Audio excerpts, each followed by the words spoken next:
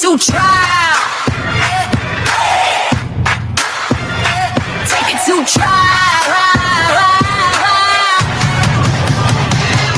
Welcome in, grab a seat, hit the like and subscribe. The Sweet Peas on the mic with that spicy little vibe. Got the courtroom streaming in the chat, going wild. We're debating heavy topics, but still laughing like a child. From objections to confessions to the judge's side eye. If it's justice and it's messy, we gon' talk about why. Every day's a new case, every moment's a ride. And when Sweet Peas in the building, we be learning with pride. My eyes on deck, keep the room running smooth. Film freak therapist, you know, keeping everyone in the groove. Right to with the facts, pretty brown girl with the sass. Morellia and Fowler keep the peace in the chat. But Jason walks in and the ladies collapse. Chocolate, take it to trial, where the truth gets loud and the laughs run wild. Sweet Peas got the on mics up, we gon' do this right. Take it to trial, every day, every night. Take it to trial, trial, trial. Morning shows are sharp, afternoon is on fire, and we catch every moment that the court might inspire. From witnesses whispering, the lawyers trying to hard. You know, Sweet Pea breaks it down like a legal tarot card. Chats cracking jokes, dropping theories on the fly. We're serious when it counts, but we still testify. Minds hold it down when the trolls try to play. If you write a line, court adjourned for the day. But when Jason logs in with that deep hello sound, the ladies in the chat, man, they all fall down. Take it, take it, take it, take it, take it, take it, take it, take it to trial, where the truth gets loud and the laughs run wild. Sweet Peas got the spice, she's the queen of the aisle. Chat fam rolling deep, we've been here oh wow. Lights on, mics up, we gon' do this right. Take it to trial, every day, every night. Take it to trial, trial, trial. When the sun goes down and the cases get deep, after dark gets spicy, no secrets to keep. Taboo topics, big laugh, slap, happy crew. Sweet Pea says behave, but we never really do. It's opinions, confessions, stories untold, but we handle it with heart like the chat made a goal. Hey! Take it to trial, from day to night and every wild mile. Sweet Peas million strong with her trademark style, and the fam in the chat always makes it worthwhile. Turn it up, show some love, hit the like on sight. Take it to trial, yeah, we live tonight. Take it to trial, yeah, we live tonight. Take it to trial.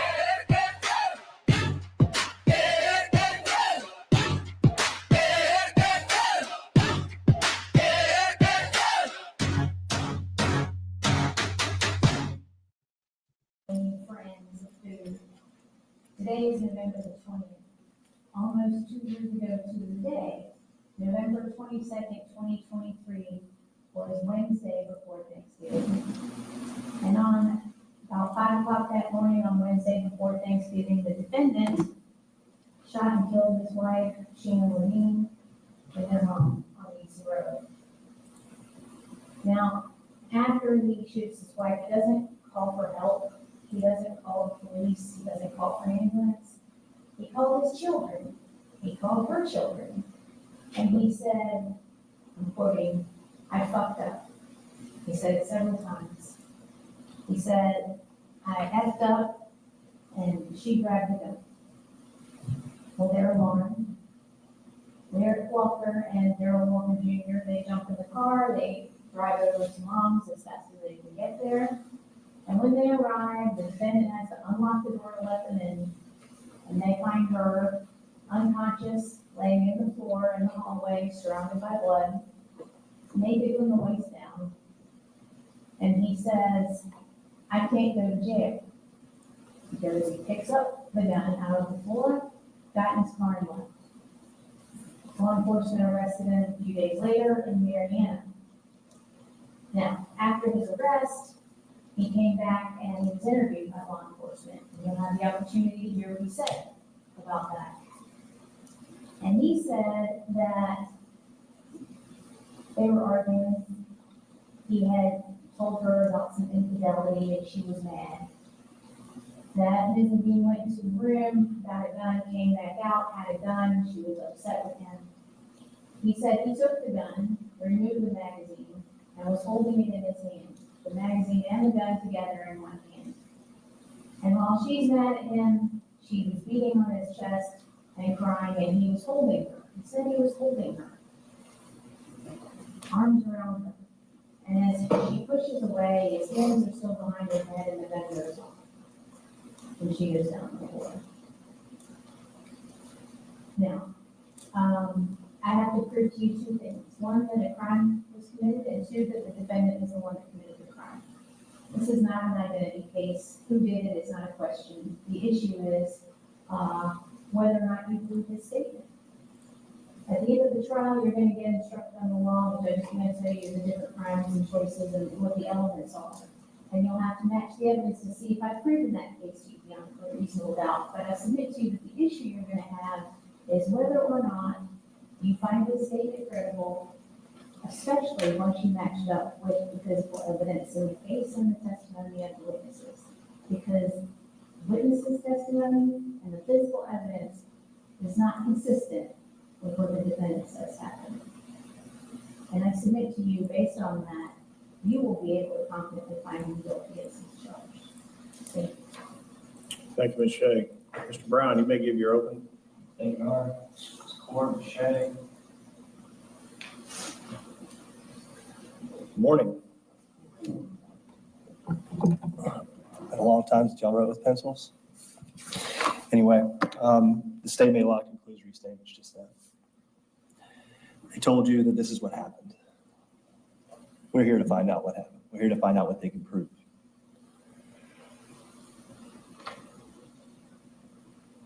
The way that the state is going to attempt to prove their case to you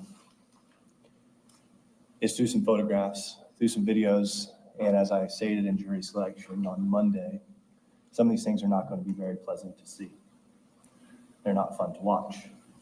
They're devastating. They're sad. But that's not your role here today. Your role is not to succumb to those emotions. Your role is not to be overwhelmed and burdened by the tragedy that occurred almost 2 years ago. Your role is to be critical. Your role is to be attentive. And I trust you will do both of those things. Your role, as I stated, is to be critical, not reactionary. We talked on Monday about some important legal tenets, and I'm going to go over those again briefly this morning before we get going with the evidentiary portion of the trial. We talked about how the burden is solely on the government at rest at this table.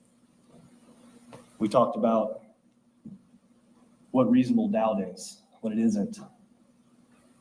I'll tell you now, there's 3 places to find reasonable doubt. It's by the evidence itself.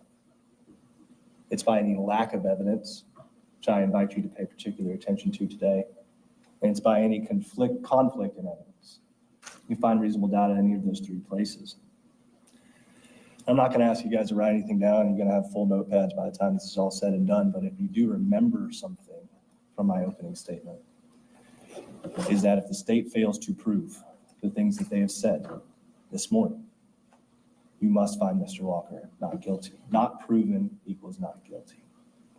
We talked about why the government has the burden. We talked about our founding, and I talked about history, and I talked about why we have these rights, why we all share these rights, the historical context of what the government can do if gone unchecked. We talked about how you are the check in the checks and balances here this morning. The judge read a statement about Mr. Walker's right to remain silent. And I presume today that he will exercise that fundamental right that we all share as Americans. However, you will hear from Mr. Walker. You'll see a recorded interview that he gave shortly after this incident, and you'll get to hear his words. You'll get to hear his side of the story. You'll get to hear the investigator who says there's 2 sides and then there's the truth. That's what we're seeking here today. We talked about the presumption of innocence. We talked about how Mr. Walker is clothed in a cloak of innocence and the government must remove that in order to take away his liberty. And we talked about your role. So let's talk about what he's been charged with. He's been charged with second-degree murder with a firearm. As Ms. Shea stated in jury selection, and as I'll reiterate here, the elements are an unlawful killing which has happened. second is that it was an act imminently dangerous to another and evinces a depraved mind regardless of human life. This is subjective intent. They must prove to you Mr. Walker formulated an idea. They must prove to you that there was a general intent to commit this dangerous act, which I submit to you they will be unable to do. And furthermore, they have to prove that the use of a firearm was consistent with the first three elements. Well, here's something that unfortunately is a fact that everyone agrees on and is uncontroverted this morning. Ms. Sheena Levine is gone. She's gone. There's no changing that. There's no bringing her back. However, the evidence will show that the other elements are not proven. What I anticipate the evidence will show, and I will use that phrase because what I say is not evidence, what Ms. Shea just said is not evidence. You'll find the evidence, you'll see the evidence, you'll come to your own conclusions. But my anticipation of what the evidence will show is that there was an altercation at 12420 Medicine Road that evening. What it will show is that an 8-year marriage and a partnership of almost 20 years that was maybe tumultuous at times came to a devastating conclusion when Ms. Sheena Levine retrieved a firearm during a verbal fight.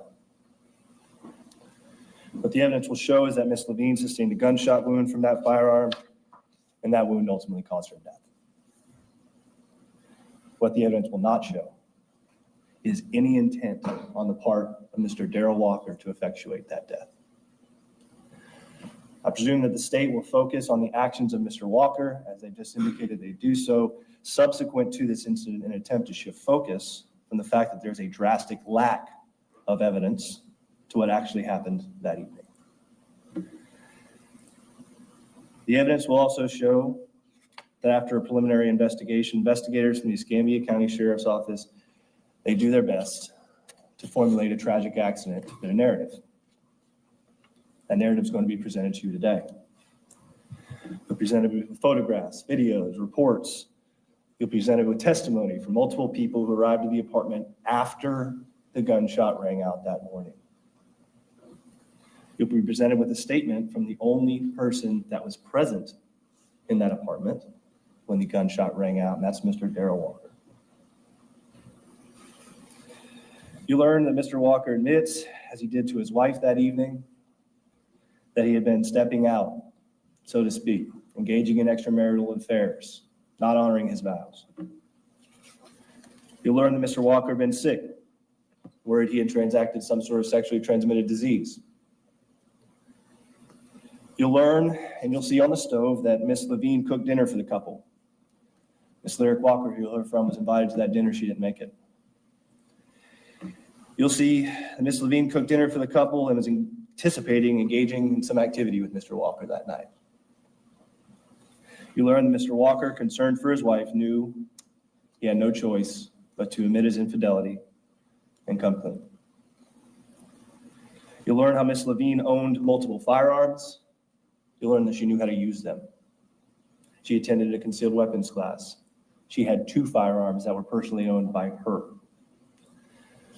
You'll learn that Miss Levine, justifiably angry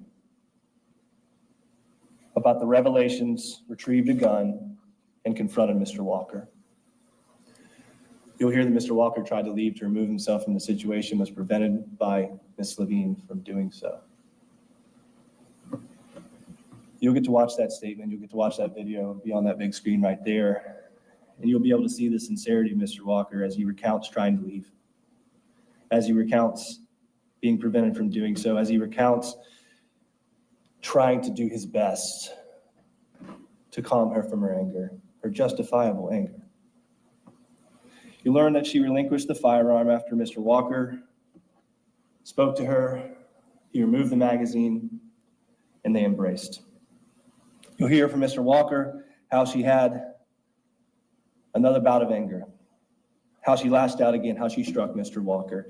And you'll hear from a medical examiner who will attest that Mr. Walker's version of events are in fact congruent with her findings during an autopsy after Miss Levine was tragically struck in the head with a single bullet. The state attorney is going to say, oh, concentrate on Mr. Walker's statements because they don't match up. state attorney will offer you no explanation of why Mr. Walker supposedly did the thing that he did. You'll hear much more about what happened after, but that evidence will show the actions of a terrified and desperate man. The evidence will show that while Mr. Walker made a series of very unfortunate decisions subsequent to the shooting itself was a tragic accident. I trust that you will do your jobs here this morning. I have no doubt of that. I trust that you'll fulfill your obligations as a critical and crucial check to governmental power. And I trust that after being presented with all the evidence, you will vindicate a grieving husband and return a just kind of general upkeep, I guess. Yeah. All right.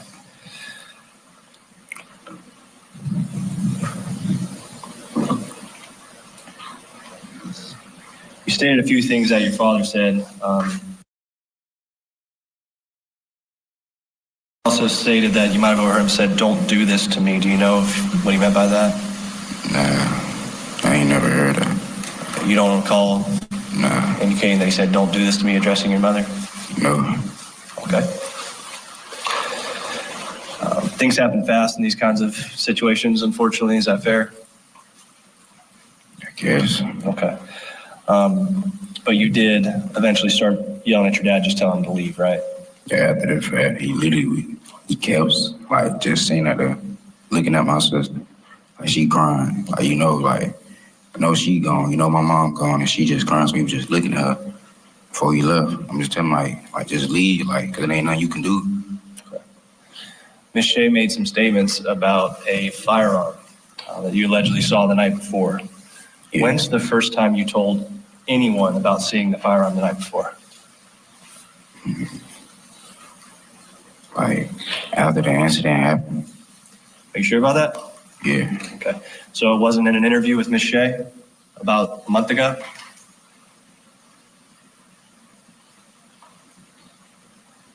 All that happened after the incident happened. So your statement today is that you told someone that you saw this gun the night before? I ain't tell no one that I saw the gun the night before that day. After the incident, I literally just, a month ago, literally, the incident happened a year and a half, almost going on 2 years before I even got questioned about me even seeing the gun there. Okay. So just to clarify, I think you just confirmed it. The first time you ever told anybody about seeing the gun the night before was when you talked to Ms. Shea about a month ago. Yeah, an authority official. That's the first time he's telling anyone that. Do you remember giving a statement to Investigator Ashley Wallace at the East Camden County Sheriff's Office almost immediately succeeding the incident? You talking about like the day it happened, that morning? The lady with the tattoos? I got interviewed that morning, like literally after the incident that day. All right, so when your memory was the freshest, at no point did you ever mention seeing your father with a gun the night before, did you?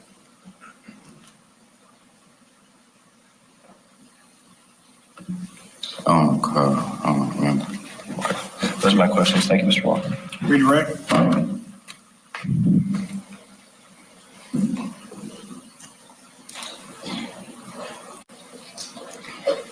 DJ, a month ago, or it was probably a little more than a month ago, but when we spoke, is that the first time you and I had ever met?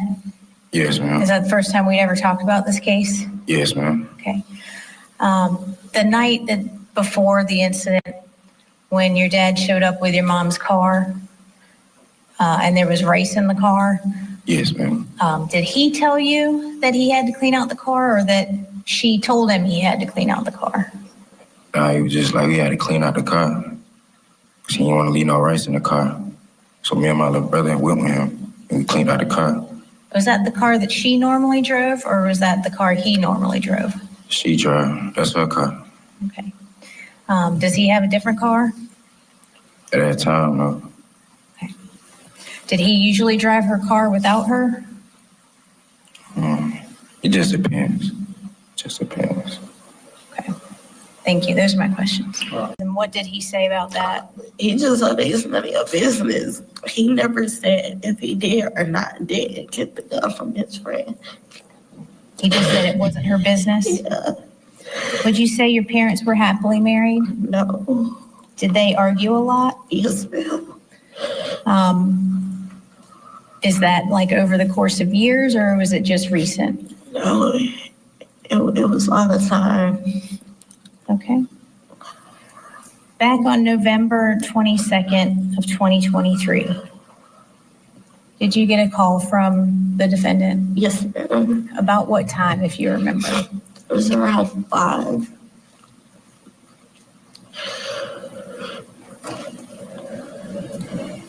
And what did he say to you? He said, I effed up. And then a pause. I said, what do you mean you effed up? And he got quiet. He said, she grabbed the gun. I said, what you mean? She grabbed the gun. He said, she grabbed the gun. So I said, let me talk to mama. And he didn't say nothing. He got quiet. So I hung up on him and I had called my mom's phone. And my dad answered my mom's phone. My dad never answered my mom's phone. We could be calling and my mom would be like, hey, your dad was right there. I don't know why he didn't answer my phone. And I knew something was wrong, but my dad picked up. So what did you do at that point? I woke my brother up and I got in the car and I spent all the way there. When you got to the house, how did you get in the house? So you have a top notch and then a lower. So I was twisted on the door, but the top part was locked. So the lower knob, you could twist it. The top part was locked and we began banging on the door. And that's when my dad, he had unlocked the top notch of the door and he had let us in. Did he say anything to you at that point? No, ma'am, not at that point. When I was screaming at him, I was like, why didn't you call the police? Why didn't you call 911? He said, babe, I can't go to jail. And to see him run over to my mom and hug her over her body and hug her body, and he picked up the firearm in front of her. And as he got the firearm, at this moment, I'm in the kitchen and I'm still screaming at him. And he just looked. He didn't say anything to me. He just looked. And he ran out. And then I locked the door. Did you see where he picked up the gun from? Yes, ma'am. It was in like, she was laid over like this. It was in front of her.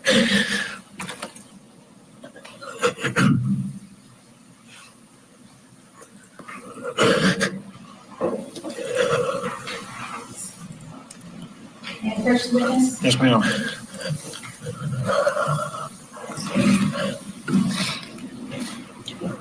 I'm going to show you what I have marked the speech that into. Yes, ma'am.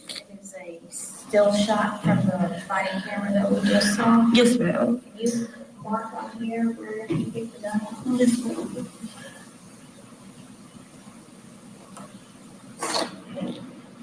That is to admit in public safety. Any objection? No. All right. Ladies and gentlemen, if you'll look at it and pass it down, I will tell you that any evidence presented in this trial will be back in the jury room for you to review at your own leisure once you retire to deliberate, okay?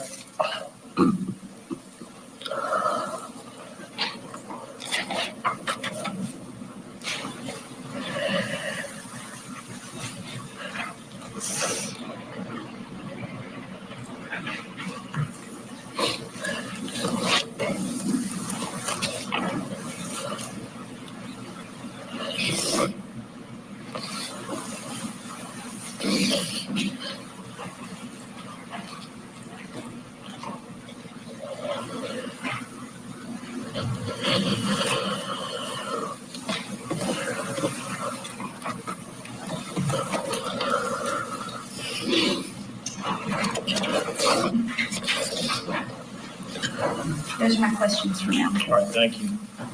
Mr. Brown, you may cross-examine.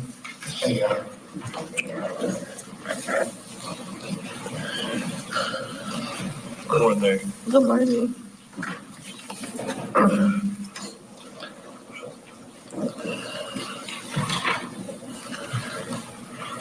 Talked a little about your brothers and sisters. Pretty much everybody was staying with you for the Thanksgiving break. Is that right? Yes, so they came over. My brother was with my mom, but for Thanksgiving break, they were with me because we was finna get ready to cook. That was the plan of my mom. And everyone was over my house. Okay. So to your knowledge, it was only your parents in the house that evening? Yes, sir. You know, these things don't really happen in a vacuum, but you actually saw your dad the night before, did you not? Can you repeat that for You me? saw your dad the night before, right? Yes, sir. I guess they went and took DJ, cleaned out a car or something like that. That's what I was told. Okay. And that was pretty late, right? Yes, sir. Right. You actually, considering everything, thought everything was going pretty good that night, didn't you? Yes, sir. Went to bed around midnight. I think you were finishing an English paper, if I remember. Yeah, I turned it in at 11:59 exactly. I understand the procrastination. So you get a phone call from Dad, right? And you stated one of the things that he repeated was she grabbed the gun, right? Yes, sir. Okay. I imagine your mind was racing pretty good once you received that phone call. Yes, sir. On the way, you didn't really know what was going on, but you called your uncle first. Yes, sir. Okay, so you didn't call emergency services at this point. No, sir. Get to the house, your dad answers the door pretty quick. Is that right? Yes, sir. All right. And you stated to your knowledge that he didn't appear to be drinking or consuming any narcotics or anything like that, right? No, sir. Who calls 911 eventually? My brother, DJ. That's DJ? Yes, sir. Okay. You stated that at one point your dad went over and grabbed the gun from near your mom. Yes, sir. You kind of had a hold of her when the gun went off, or were you completely separated? Like hold somebody so she could like stop. Were your hands behind her head or on her shoulders? Let me show you. You described the best you can. Yeah. Come on, get it now. So. Like this. Yeah, like holding. Like that. But you know, like I got you. you know what I'm saying? You're just holding her. Okay. I got you. Yeah. And then your guns and stuff, Yeah, everything. the gun and the magazine, like in my hand, like on my phone. It's all like in the back of her, like right? It was in this area. Okay.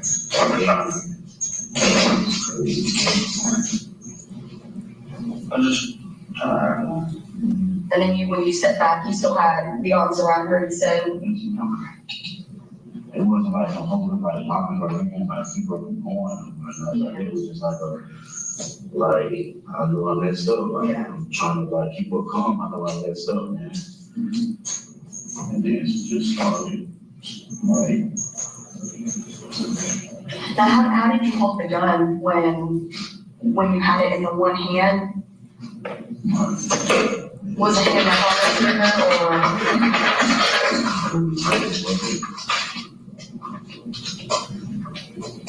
But I got everything like together. So where was the muscle cord at, like, so you had it in left hand? Okay.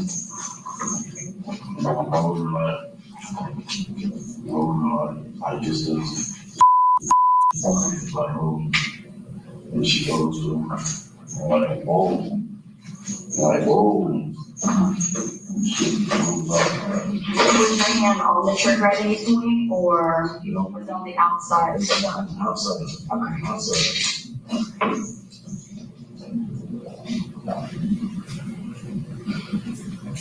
And then the gun fell after that, or did you still have a hold of the gun? Okay, dropped. I dropped it and grabbed her. All right, so this trial was a quick one. 1 day of testimony, both the state, the defense resting Thursday. Let's revisit some key testimony from a crime scene technician. She went inside the home, found a lot of blood. State's Exhibit B20. This is a photograph leading into, this is the bathroom off the hall, and there's a shell casing right here by the door. B21 This is a mid-range photograph of that same shell casing. and B22. This is a close-up with the L scale of that same shell casing. It's a .45 caliber shell casing. Did you collect this item? Yes. B23. This is suspected blood that we see on the wall there and the washing machine. B24. This is that same wall with the blood with an L scale. B25. This is the wash machine, just documenting that blood on that washing machine. 26. This is the opposite wall from the bathroom, just showing again some blood on the door jambs of that bedroom. 27. This is blood on that wall and door jamb with the L scale.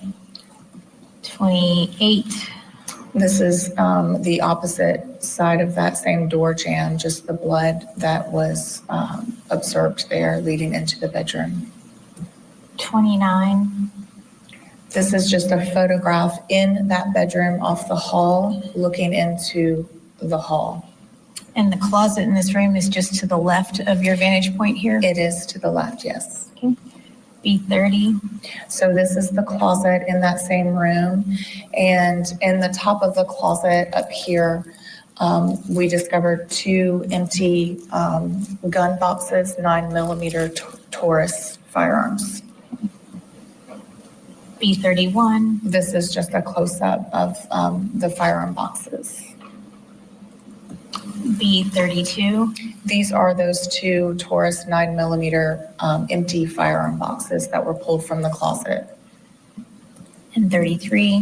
This is a photograph just showing the model and serial numbers of both of those firearms. These are lab photos, correct? These are lab photos, yes. B34. This is a shot from above the decedent, just showing an above shot. B35. This is after the decedent was rolled, looking at her nightcap. 36. This is her nightcap that we discovered this projectile inside. 37. This is a close-up of the projectile in the nightcap. 38. This is after I removed the projectile from the nightcap and put into a container in order to collect it. And you did collect that? Yes. 39. This photo was taken in our crime lab. This is a 9mm firearm that was retrieved from our decedent's purse on scene. 40. This is the nightcap the decedent was wearing. This photo was taken in the lab. And 41. This is a photograph of the defect in that nightcap. Okay, thank you.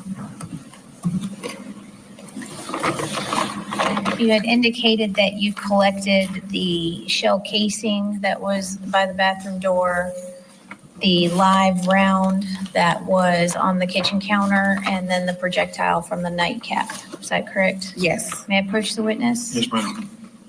I'm handing you one of the department's exhibits, E1, 2, and 3.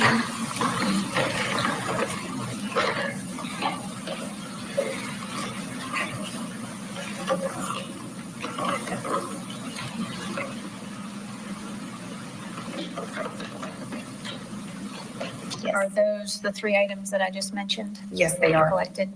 Okay, I'd ask to admit states E1, 2, and 3. Any objection?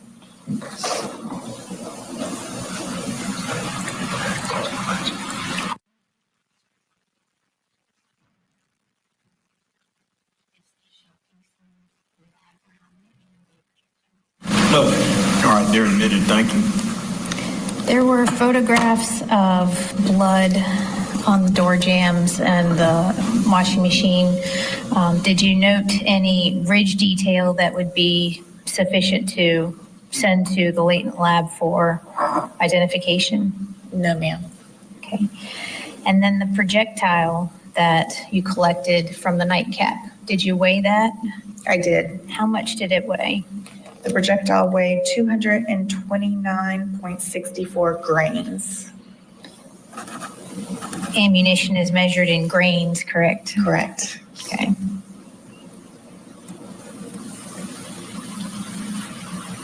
Thank you. Those are my questions. I don't have a PowerPoint for you guys. You're just gonna have to listen to me. This morning, government's taking an interesting tactic. They're telling you that physical evidence doesn't match Mr. Walker's story. And you know what else doesn't match? It doesn't match with their story because they don't have one. At no point have they offered you an alternative theory of what happened that evening. At no point have they told you she was standing here, he was standing here. This is when the shot was fired. This is what was said. At no point have they offered you an alternative explanation. Instead, their tactic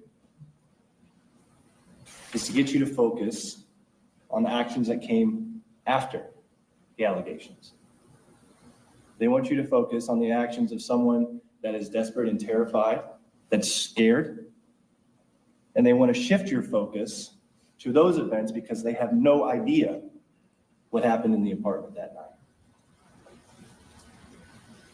The burden rests solely on the state, and quite honestly, it's bad form to object during closing. And I think I could have at a few different points because the state is attempting to shift the burden to here. The state is attempting to take the burden from their table and tell you if you don't believe them. Sustained. The state has a burden of proof, is a long and short. We talked about a few protections, talked about a few rights, talked about human nature, you said common sense, and I understand that human beings, they want conclusions, they want finality, and oftentimes, we often shape our reality to fit those conclusions. This is human nature, this is things that we do, but this is something you have to guard against here this morning. It's not the way things work in criminal court. It's not the way things work in the state of Florida. It's not the way things work when every citizen is provided constitutional protections, and that includes Mr. Walker. Let's talk a little bit more about those protections. Mr. Walker has the right to a fair trial by a jury of his peers. When we started this in the beginning, my opening statement, I asked you to be attentive. I've been watching you, you are. I think that sincerely I do. I asked you to be critical. I hope you are. I asked that you hold the government accountable, and I trust that you will. Before we go back to the facts, let's go over one final time some legal principles that are at play here this morning. And we already talked a little bit about arguably the most important one, and that is the burden of proof. The government must prove beyond and to the exclusion of every reasonable doubt, every element of the offense that they have brought for you here today. We talked about how high that standard is. We talked about why. We talked about the historical context of it. I'm not going to bore you with that again, but it's important to view it in that context. And it's important because you need to understand how high that burden is. It's not a civil case. We're not talking about money. It's not a termination of parental rights. This is beyond and to the exclusion of every reasonable doubt because we know what's at stake here today. I told you how the state said they're going to prove it to you. They have not proved it to you. And because they have not proved it to you, the verdict must be not guilty.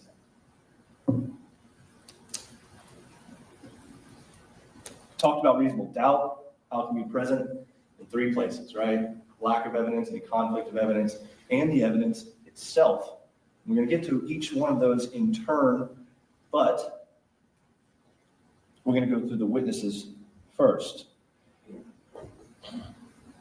We also talked about the right to remain silent. The right that we all share, a right that Mr. Walker chose to exercise at this trial when he didn't take the stand during these proceedings. But you are going to hear from Mr. Walker. You heard from Mr. Walker.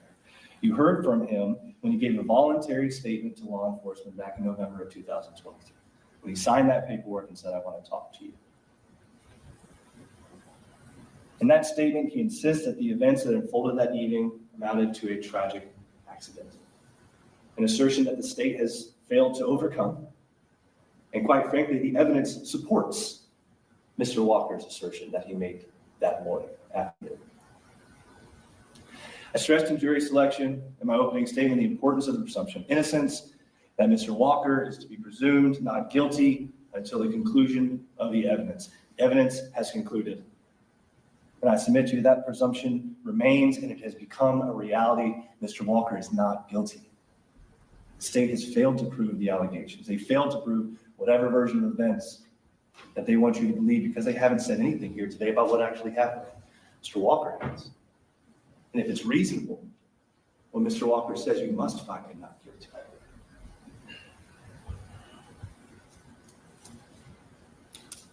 I'm going to go through the witnesses now in the order that the state called them. And once we do that, we're going to talk about the three places that you can find reasonable doubt. Of course, we'll begin with Deputy Long. Deputy Long is the deputy you want showing up. He was professional, he was attentive, he was task-oriented. He had limited recall, but he stresses how both children were not in a great shape of mind. Understandably so. He gathered limited information, he passed the scene along to investigations. I want you to watch his body cam, though, not for the dramatic and emotional and sad scenes that are contained in his body camera, but I want you to know that people live different lives. And I want you to hear what Darryl Jr. said, who has done nothing wrong. Mr. Walker stated he was proud that he got his family out of low-income housing. He was proud where they were. He was proud of how they had come so far to raise their kids right. And what does DJ say when this officer shows up to help? He says, "Don't shoot me. Don't shoot me." People have different interactions with law enforcement, ladies and gentlemen. They have different feelings towards them. I'm not here to say whether or not they're right or wrong, but I'm here to acknowledge it as a reality. So when Ms. Shea says, "Oh, Mr. Walker should have called law enforcement, you should have done this," Mr. Walker, they want to pretend like Mr. Walker didn't just go through a traumatic experience. And Mr. Walker didn't just see his partner of 20 years and his wife succumb to a tragic accident. People react differently in stressful situations. And it's exemplified by DJ's statements. She called Lyric Walker next. She's the oldest daughter of Mr. Walker, Ms. Sheena Levine. She got a phone call early that morning. She'd just gone to bed. She was finishing an English essay. Finished it right before midnight. She goes to bed, and she's awakened to a phone call from her father. And he uses a phrase that he uses throughout both the interview with Investigator Wallace to describe his infidelity. He says, "I fucked up." She grabbed the gun. She grabbed the gun. Just get here. He turned to his daughter, who he loves. And it's tragic that Mr. Walker didn't make better decisions that night. It is. But when Lyric shows up, he continues to say the same things. She grabbed the gun. She grabbed the gun. Fucked up. She grabbed the gun. She admits to being understandably panicked, and she said that she flipped out. These are all things Ms. Shea indicated that they have an opportunity to view the evidence, the opportunity to see what happened. They did, but you have to look at what that filter is, the chaotic nature of the situation, the emotional response that human beings have when things like this happen. She tells us that DJ begins to scream. He begins to curse at his father. He tells him to get out. Just get out. And Mr. Walker does. And then we heard from DJ. DJ stated that hours before this incident happened, and Ms. Shea, we're going to talk about the timeline here in a second. DJ didn't get back until, I think, at midnight, a little after that. It was late that they were washing this car. He said things were good. Things were good. My dad was fine. Things were good. He gave primarily the same testimony as Derek in regards to their observations, and he stated that the only thing he regretted was letting him walk out the door despite his actions of demanding that he do so. I feel bad for these kids, I really do. They had to go through something that no one should have to go through, but the state has the obligation. You can't let the emotions interject into what the facts are. And that is a hard thing to do. It's a hard thing to do, but it's your job and it's your role here today. I'm not casting doubt on what DJ thinks he saw, heard, remembers, but I do want to remind you that it was the defense that had to elicit that DJ removed a gun from the scene. Now, the testimony is that it was in her purse eventually. We don't know where it was before that. There's firearms in the house. Law enforcement shows up. DJ has a gun with him. There's been no explanation of where that firearm was before. Theoretically, he altered a very sensitive scene. Ms. Shea would go on to elicit testimony from DJ that when he was with his father, he saw the gun, perhaps the one used in the shooting, right? This .45. I talked to DJ and I said, hey man, when's the first time you told anyone about this important revelation that you saw your father with this gun that supposedly was a murder weapon? When did you first tell anyone at all about this? And he said about a month and a half ago when I talked to Ms. Shea. Almost 2 years later, after the facts are out there, after everyone has engaged in discovery, now, not the morning after when he speaks to Investigator Wallace, now he remembers his dad had a gun. And I have to be suspicious of that statement. And I believe you should be too.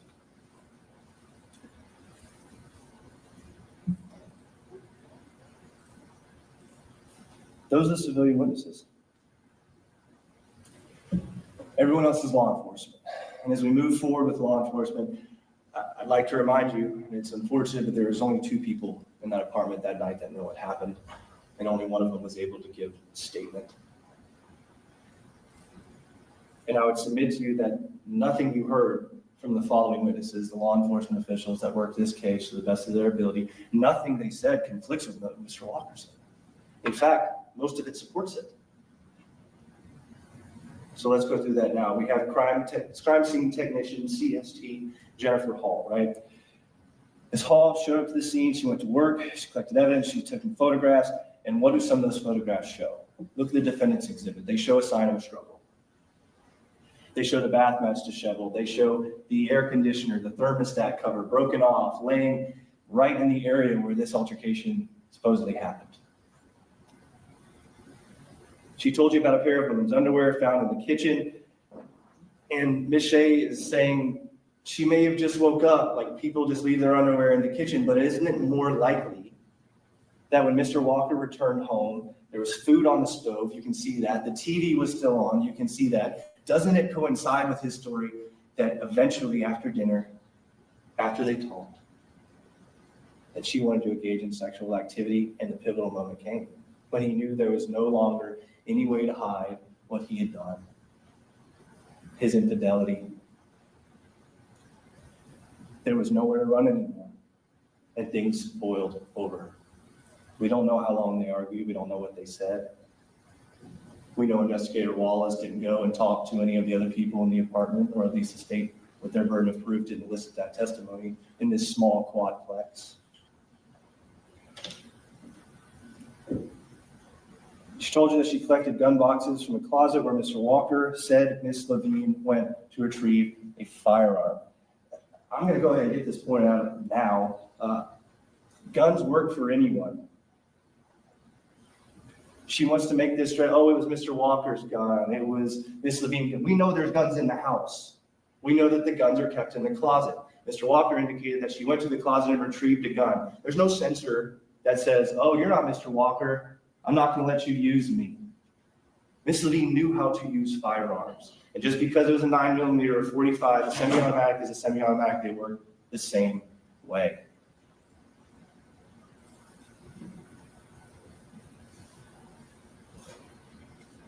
Ms. Hall stated there was suspected soot on the nightcap that Ms. Levine was wearing. It indicates close range. It's exactly what Mr. Walker said, right? She took pictures of that. She noted it in her report. But what she failed to notice, when I spoke to the medical examiner, I said, hey, you can look at the pictures. There's some blood underneath Ms. Levine's fingernails. I said, hey, did you do any scrapings? Did you look for DNA? Did you see if Mr. Walker's DNA was or wasn't underneath her fingernails? She did not do that, and that was her responsibility. And it's not her responsibility to collect evidence that is inculpatory, tending to suggest that the defendant committed the act. It's her job to collect all of the evidence and let you decide. And there has been a vast failure in order to bring you all the evidence here today. We're going to talk about Ms. Waller, Investigator Wallace, here in a second. We're going to get to her first investigation, okay? But I do want you to take note that the defense introduced 3 exhibits, I believe, of some cameras, right? And I asked, hey, I know that there may have been some dispute about whether or not they recorded, who knows? Did you ever look into it? Would have been nice to figure out a timeline, hear any arguments, hear a gunshot. She didn't even look into cameras. This world is surveilled 24/7. They have a camera from middle school across the street. They made sure to go get that one, but the cameras that are screwed into a light bulb on the front porch they didn't look into, they have the burden. They failed to investigate properly in this instance, and they failed to provide possibly exculpatory evidence that would benefit Mr. Walker. So let's talk about Investigator Ashley Wallace. I think she's doing her best, but I also think it's very apparent this is her first investigation. I'm not trying to disparage her. Like I said, it's a tough job. Police work is hard. They're underfunded. They're overworked. But for her first investigation as the lead, Investigator Wallace spent how long on the scene? 10 minutes. That's her testimony. There's no CAD reports. There's no police reports and when she was on the scene and her badge number and all that stuff. She told you herself, she showed up and she spent 10 minutes. She wasn't aware of a lot of the basic facts that you heard. How Darryl Jr. had a gun. She thought it was in the closet, right? She wasn't aware of the developments that happened that night. 10 minutes on the scene, 10 minutes to develop an idea of what happened, 10 minutes to let things develop, 10 minutes. And then she delegates. So what does she do? She focuses on the statements of Lyric and the statements of DJ. And in that moment, she makes up her mind. In that moment, she says, this is what happened, and I'm going to fit the rest of the facts into my narrative. And she continued to do so throughout this investigation. She spoke to both kids right after, right? And she noted, and this is something I found interesting, she said, yeah, DJ was both, hesitant and emotional. I asked her this question. Safe to say he was hesitant, emotional? She did. It's like, would you classify that as reluctant? She said, oh, no. She didn't have any hesitation to apply that term to Mr. Walker, right? The same emotions, hesitant, emotional, traumatic experience. On one hand, DJ's gone through a lot, and he has. I'm not trying to make light of that, but she doesn't afford the same liberty to Mr. Walker. He's reluctant. He's got something to hide. It's a dual standard that she's employing because she already has the answers that she's trying to get to. She's not trying to work towards the answer. She has it. She's working backwards. She learned that, again, Miss Levine owned firearms. She knew how to use them. And as I previously stated, she mistakenly believed that the gun collected that night came from the closet, right? Where the boxes came, instead of from DJ's possession. And who knows where before that, right? She confirmed that DJ never said that he stated he saw his dad with a gun the night before. Pretty important information that he remembers 2 years later that the state is now relying on, right? They made it a big point to put up on the PowerPoint. So we move on, she makes some summary conclusions, and what does she rely on? I asked her, you relied on the trajectory, the lack of stippling, the lack of soot, right? And she said, yes. Here's the thing. We later learned she had a simple conversation instead of jumping to conclusions with the medical examiner and the crime scene technician. She would have learned that there was an explanation for the lack of stippling and soot due to what is called an intermediary, right? That's the hair, that's the wig, that's the shower cap, 3 of them in fact. Most telling is that she had to agree with me when I said, hey, you're now aware of the crime scene technician's findings, because I don't even think she knew here today, years later. She said, I asked her, if there's soot, that indicates that the round was fired from clothes, right? She's like, yeah. I was like, wouldn't that be consistent with Mr. Walker's story? And she said, yes. The investigator is agreeing that the facts, that the forensic evidence that the state attorney is trying to characterize as inculpatory goes along with what the story he said. Is it reasonable to believe his story? Yes. Facts line up to it, according to the own investigator. If his story is reasonable, the verdict is not guilty. But she had the opportunity to speak with Mr. Walker. And Ms. Shea, again, the government is asking you to look at his story and say, it couldn't happen like that. Couldn't have happened like that. It could have. We already know that part of it matches from the own investigator, right? It could have happened like that. But she wants you to say, because the forensic evidence doesn't match, which it does, it couldn't have happened like that, so you should convict him. All the while not telling you what she thinks happened. The government doesn't know what happened. And they expect you, it probably happened. Probably isn't good enough. It may have happened isn't good enough. They have failed to prove to you beyond a reasonable doubt what actually happened, on top of the fact that Mr. Walker's story is credible. They're taught investigative tactics, and I get it. I think that she's trying to put him at ease. She said, I'm not making any generalizations here. Women are impulsive. They can be emotional, right? And she may have meant those things. She may have just tried to put him at ease. But she stated that Mr. Walker was wholly cooperative. Ms. Shea asked that question. He was cooperative, yeah, but also somehow reluctant. At times ignoring that he too had just been, as I stated, through a traumatic experience where he lost his wife. He now sat in handcuffs in an orange jumpsuit, accused of her murder. And she wants to say, he was reluctant. But also cooperative. Despite his condition, Mr. Walker voluntarily offered his side of the story. He offered an explanation of what happened, something the state has failed to do during this trial.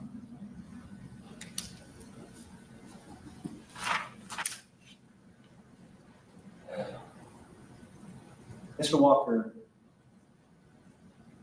was not faithful to his wife. It's not a crime, but he had to admit that. And he had to admit it to law enforcement. More importantly, he had to admit it to his wife, his partner of 20 years, that he wasn't faithful. And he had to do that because of the way he was feeling. And it makes sense.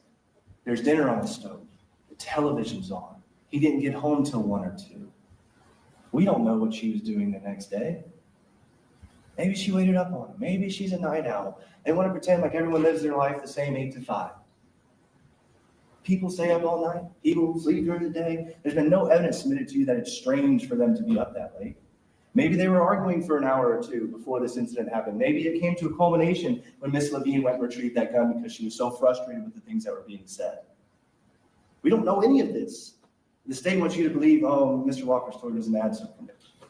We don't know what happened, but just what he said doesn't make sense.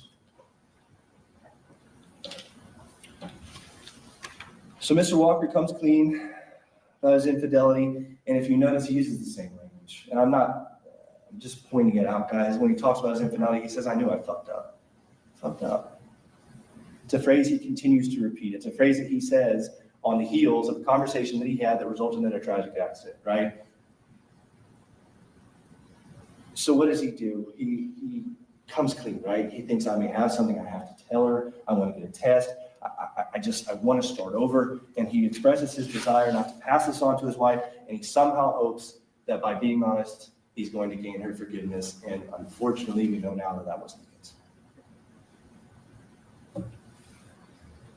Mr. Walker stated that during her, again, justifiable rage at the unfaithfulness of her longtime partner, Ms. Levine goes to the closet where we know the guns are kept and retrieves the gun. Mr. Walker stated, I tried to leave. She wouldn't let me. He then says, eventually, Ms. Levine surrenders the firearm. He removes the magazine and he holds both objects. She said in his left hand, watch the video. I didn't get that. He says he removes the magazine. He holds both clunky objects in his hand as he embraces his wife. If you choose, watch the interview again, because I think this is where things kind of go off the rails. Investigator Chambly is there. I think it's very clear why he was there. It's because Investigator Wallace is engaging in her first investigation as the lead investigator. He's there to supervise. He's there to monitor her. He's there to make sure everything's done right. Objection, facts not in evidence. Sustained. I invite you to look at the demeanor of Investigator Chambly. I invite you to look when Ashley Wallace looks over to him and says, anything else? And he interjects. He interjects, and watch how he goes about talking to Mr. Walker, right? Watch how he ignores, and the state ignores, Mr. Walker's clear statement where he says, I backed up and the gun went off. I backed up and the gun went off. Yet when Investigator Chambly does this physical recreation, right, he makes sure, and your hands were behind his head. They were behind her head. They were behind her head, right? They're behind her head. And now the state is going to make this inference that that was when the shot was fired. We've disagreed on a lot, but this is where I do agree, right? I agree that it's absolutely not possible with the trajectory presented by Dr. Lopez Morel that the firearm went off and was behind her head and caused that wound. I agree, but that's not what he said. That's not what he said. That's the conclusion that Investigator Chambly wanted because it made sense with the narrative. And watch him. As soon as he gets that, he sits back down. He's satisfied. He got what he wanted. But it's not what Darryl said. I backed up and the gun went off. I backed up and the gun went off. I backed up and the gun went off. She also said she grabbed the gun. Guns do not fire for the most part unless the trigger is pulled. Michelle wants you to believe that triggers aren't pulled on accident, that something couldn't bump the firearm and engage that mechanism. She grabbed the gun. Even if she pushed him, even if she did this, is there not a chance that perhaps maybe she hit the trigger? If we know it was fired close, there's sooting that indicates that it was fired close. It's reasonable to believe that his story is true. And if his story is true or even reasonable, he's not guilty. The state has the burden. Please do not forget that throughout your deliberations. He goes on to say, I'm being 100% honest. You can watch it, you can test the veracity of that statement. And he ends the interview expressing his concern and seemingly his regret. And he said, I should have stayed. I should have stayed. And I agree with him, but I don't think that would have precluded what he was scared of, and that's this right now. It's the government not believing him, it's law enforcement not believing him, but the beauty of the system is that you are here. You are here to hear him, you are here to hear his story, and you are here to hold the government accountable. So we go to Dr. Lorraine Lopez Morel. She's a scientist, doctor, and the reason why I say she's a good scientist is when confronted with evidence and information contrary to her initial conclusions, she modified them, right? In an ME report, she indicated initially that there was an absence of stippling or soot, but when I asked her, hey, what about intermediaries? She explained to you that it would be reasonable that these things would not be present if there was some sort of intermediary, a shower cap, a wig, braids, all of which were present. She ultimately concluded that the range of fire was indeterminate. Going right back to the state has no idea where Mr. Walker was standing, where Ms. Levine was standing, how far away the gun was, where they were positioned. They have proven none of this to you. And the physical evidence does nothing but back up Mr. Walker's version of the events. She made it a point to say that in her world, the absence of evidence isn't evidence, but in this world, it is. So let's talk about the lack of evidence. Ladies and gentlemen, it's overwhelming. The lack of witnesses, the lack of investigation. I mentioned earlier how hard would it have been to go knock on doors and see if there's any yelling when the gunshot happened. The lack of evidence from the state that suggests anything goes against Mr. Walker there. Conflicts of evidence. Not necessarily a conflict per se, but I thought it was interesting, DJ's sudden revelation, this thing that puts the gun in his dad's hand the night before that he never told anybody until today, yesterday. The disconnect between the investigator, the crime scene technician, the medical examiner, who apparently all independently worked and not once collaborated and shared their findings, seemingly coming to different conclusions. And then there's the evidence, right? States failed, I'm reiterating this, that they failed to present any evidence that disputes Mr. Walker's version of events, simply stating that we don't believe we shouldn't.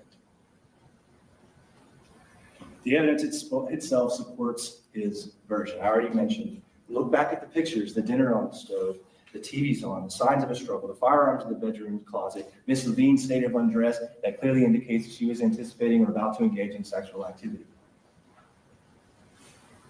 A tragic single gunshot wound at an angle that suggests non-intentional discharge and stood on her nightcap, which correlates with the distance he exemplified before investigator Sheena interjected himself.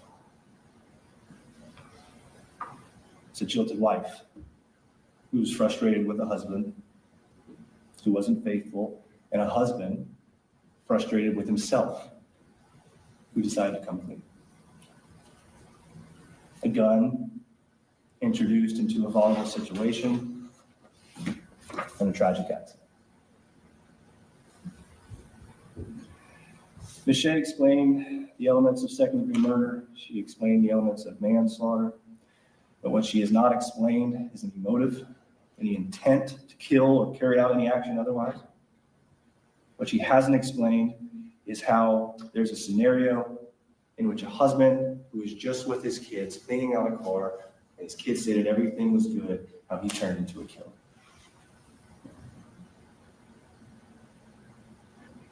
Humans want finality, as I stated. They want answers.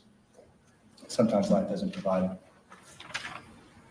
And in this world, in this legal system that we've built, these institutions of justice that we rely on to keep our society running, it's the government's obligation. They failed that obligation here today. We must hold them accountable. It's as simple as that. It's not going to be easy. We want answers. There's none here.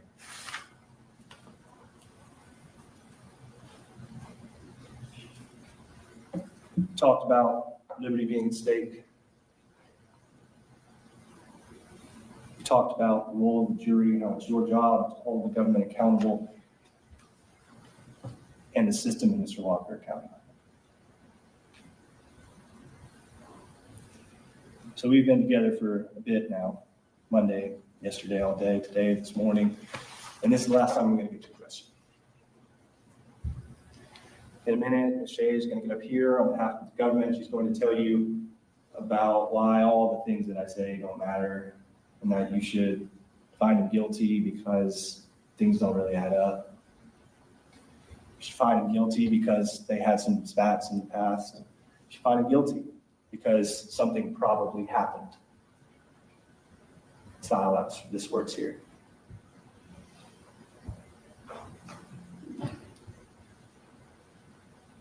I always do this, but I honestly have done a lot of these. I do thank you for being here. This is not a fun case. You have been attentive while you were watching things. I've been watching you. I do sincerely appreciate and thank you. But I implore you, as I speak to you for the last time, be critical. Be critical. Think about what I would say when she comes up here, talks about why everything I did say doesn't matter. And the judge is going to read you some jury instructions a little bit. He's going to talk to you about the witnesses, what you consider, what you can't.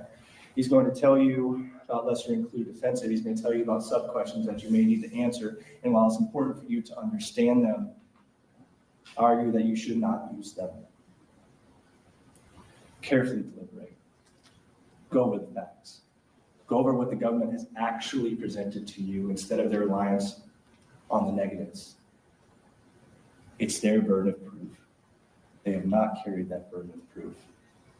Mr. Walker's story is reasonable and backed up by physical evidence. Mr. Walker is not guilty, and I think you should find him as such. Thank you for your time this morning and all of this. Thank you, Mr. Brown. Ms. Shea, you may rebut.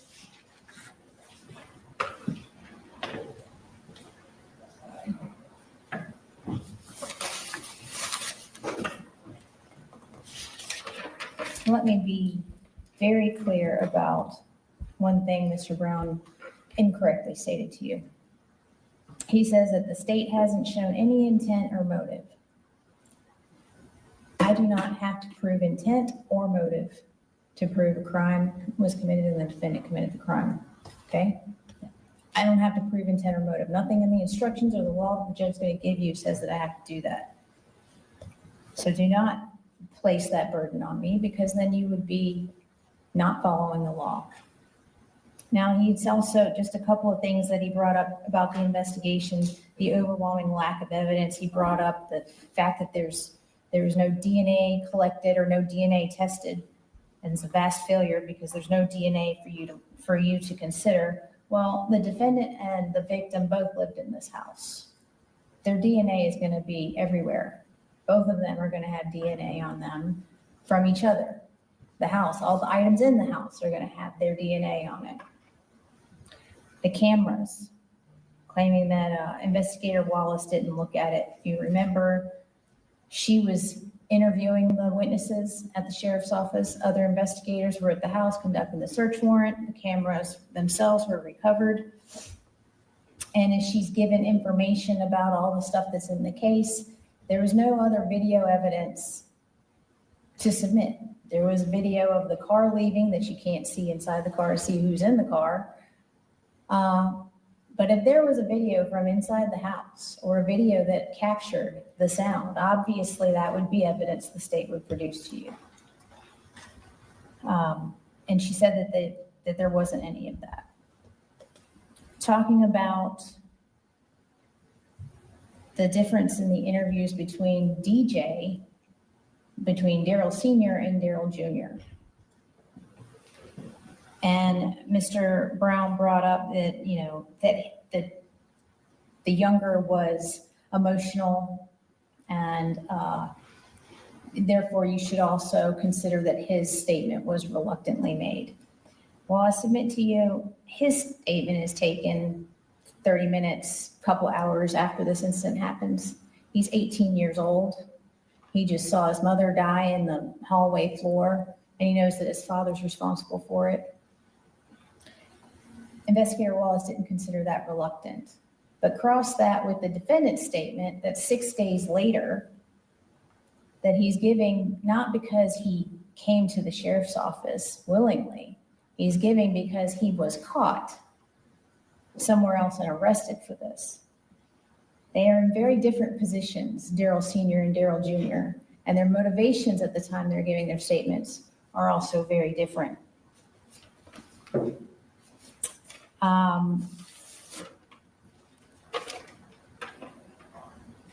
The defendant waived his right to remain silent, gave his statement to law enforcement, said he wanted to talk. And as I said, he talked because he got caught. He didn't call the police. He didn't call 911 to help her.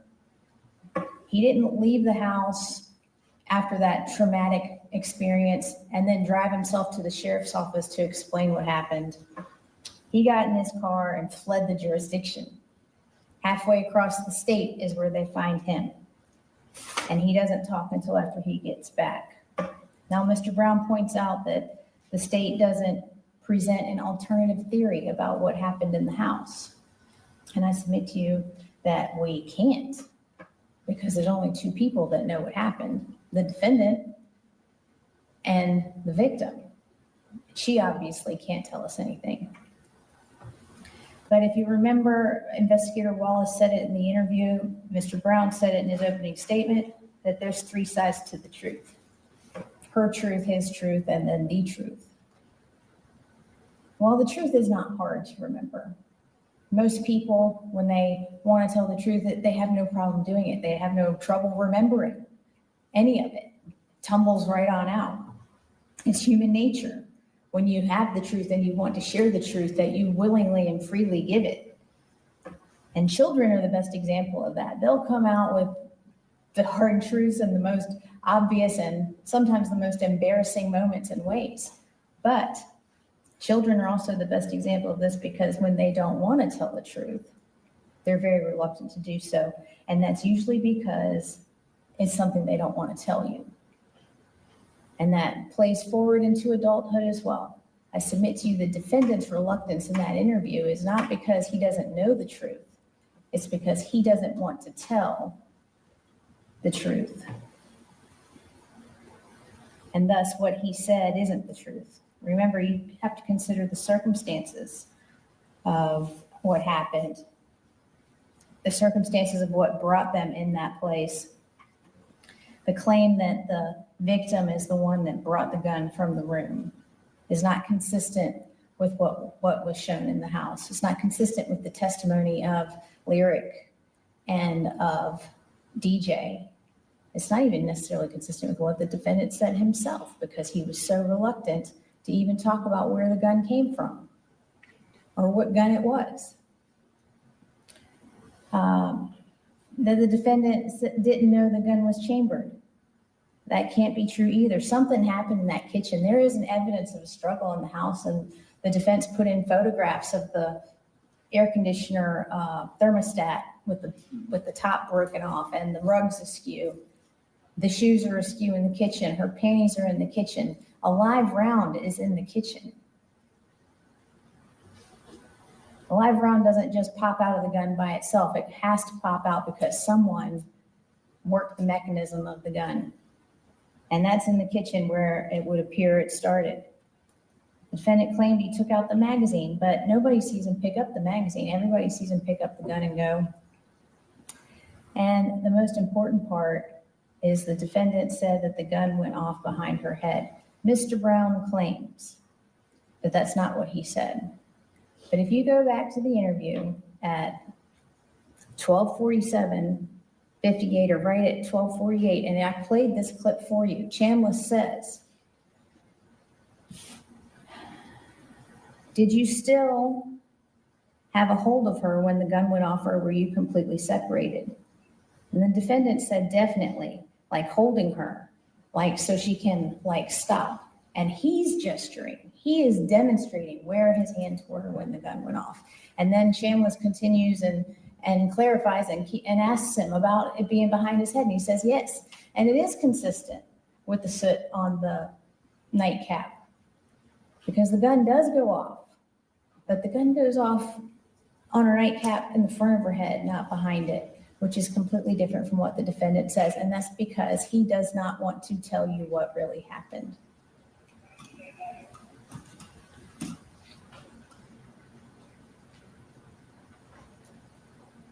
She grabbed the gun, is what he told Lyric, what Lyric said yesterday that the defendant said. DJ said that the defendant said that he reached for the gun, or that she reached for the gun. Why is there a gun to begin with? Why is there even a gun to begin with? I submit to you the circumstances that the defendant puts forth are not true. Why is there a gun to begin with? We've already established that she didn't bring his gun from her room. Why would there be a gun? The defendant says, Mr. Brown has said of the defendant that we focused on his actions after the fact, the actions of a desperate and terrified man. And I submit to you, maybe, but those are also actions that are consistent with consciousness of guilt. The things that people do when they know they are responsible for something they shouldn't be, or things that they know they did wrong. Leaving the scene, taking the gun, refusing to answer the question. Remember, it took him 5 minutes just to say it was a 45. And then, he would say it was his gun, but it took him 5 minutes to say it was a 45. It took him forever to pull out where he got rid of the gun. And then he was still not even specific about that. And I submit to you that things didn't happen the way the defendant represents in his interview. And I can't tell you how it did. But one thing is 100% for sure. If it didn't happen the way the defendant says it did, it was not an accident. The defendant's story is that this was an accident. This wasn't an accident. This was a marital dispute that got violent. The defendant introduced a gun into the situation, and then his wife is shot and killed with it. He's the only one left standing. He's the responsible party for this. You have all the evidence you need to convict him of second-degree murder. Thank you.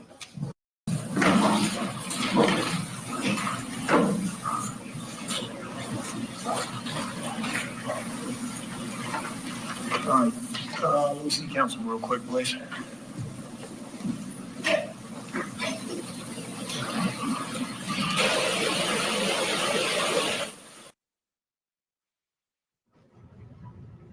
Okay, sidebar there. We know what has happened is we're being told the jury foreperson did not date the verdict form. So the judge is going to send them back to just do that. That'll take a few seconds. Ashley Margaret watching along with the story.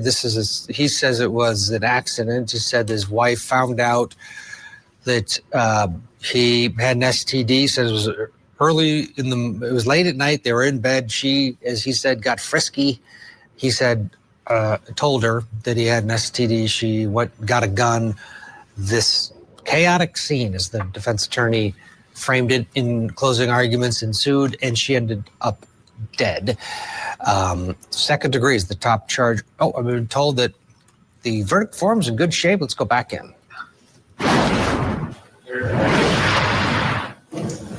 Ms. Smith, if you'll hand that to them, please, and let's have the record reflect state your counsel and deal with this counsel.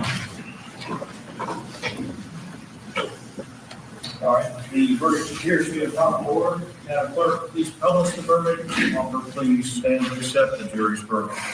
In the circuit court in and for Escambia County, Florida, state of Florida plaintiff versus Darryll Walker, defendant, clerk number 1723 CF 004959A, Division E. Verdict. We, the jury, find as follows as to the count charged in the information. Guilty of second-degree murder as charged. During the commission of the offense, did the defendant actually possess a firearm? Yes. During the commission of the offense, did the defendant personally discharge a firearm? Yes. During the commission of the offense, and as a result of the discharge of the firearm, was death caused to Sheena Levine? Yes. So say we all, this 21st day of November, foreperson juror Heather Smith. Any requested counsel state? No, Your Honor. Defense? No. All right. If y'all have a seat, please. No. Definitely.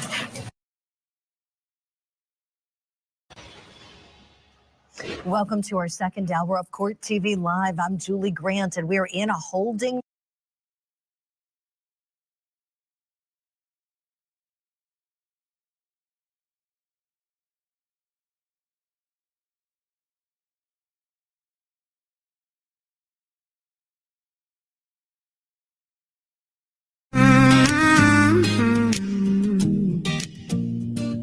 When Sweet Pea taps in, you know the courtroom lights go bright. Trials running long, but the family's here every night. Mars on patrol, shadows showing out. This little YouTube corner's what community's about. Therapist you know, steady holding down the floor. Behind the scenes magician, keeping peace like never before. A banner king, a rule keeper too. Every channel dreams of a mom like you. Jason walks in and the ladies lose control. Down to earth king with the warmest soul. Film freaks, kindness, man, it's always on display. Fair and sweet and cheering folks along the way. And Marilia from SA keeps the laughter rolling free. Joking, shining, keeping spirits where they need to be. We're family in the chat, side by side through every trial. Sweet P leads the way with that fire and that smile. We debate, we laugh, we lift each other higher. This courtroom crew is everything we admire. Yeah, no matter what the case so far, we're forever taken to trial. Take it to trial.